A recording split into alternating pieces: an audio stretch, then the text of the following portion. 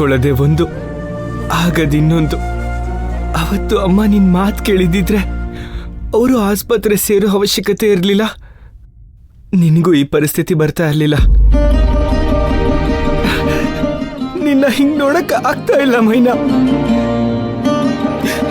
ನೀನ್ ಆದಷ್ಟು ಬೇಗ ಹುಷಾರಾಗ್ಬೇಕು.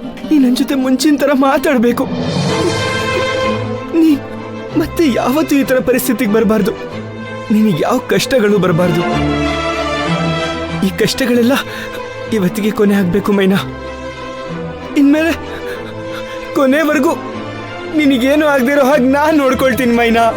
I promise, I promise, I promise, I promise. ಎದ್ದೇಳು ಮೇಲೆ, ಎದ್ದೇಳು, ಎದ್ದೇಳು. ನನ್ನ ಜೊತೆ ಮತ್ತೆ ಮಾತಾಡು ಮೈನಾ, ಪ್ಲೀಸ್ ಮೈನಾ. ವಾರ್ಡಲ್ಲಿ ಈ ತರ ಡಿಸ್ಟರ್ಬ್ ಮಾಡಬಾರ್ದು ಸರ್. ಅವ್ರು ಮಲ್ಗಿದಾರಲ್ವಾ, ಪೇಷಂಟಿಗೆ ತೊಂದರೆ ಆಗುತ್ತಲ್ವಾ. ಅವ್ರಿಗೆ ಜ್ಞಾನ ಬಂದಿಲ್ಲ ಅಂತ ಹೇಳಿದೀವಿ ತಾನೆ. ಸಾರಿ ಮೇಡಮ್, ನಾನು ಮಾತಾಡ್ಸಲ್ಲ, ಡಿಸ್ಟರ್ಬ್ ಮಾಡಲ್ಲ. ಸರ್ ದಯವಿಟ್ಟು ಹೊರಗೆ ಬನ್ನಿ ಸರ್, ಪೇಷಂಟಿಗೆ ತೊಂದರೆ ಆಗುತ್ತೆ. ಇಲ್ಲ ಮೇಡಮ್, ಡಿಸ್ಟರ್ಬ್ ಮಾಡಲ್ಲ.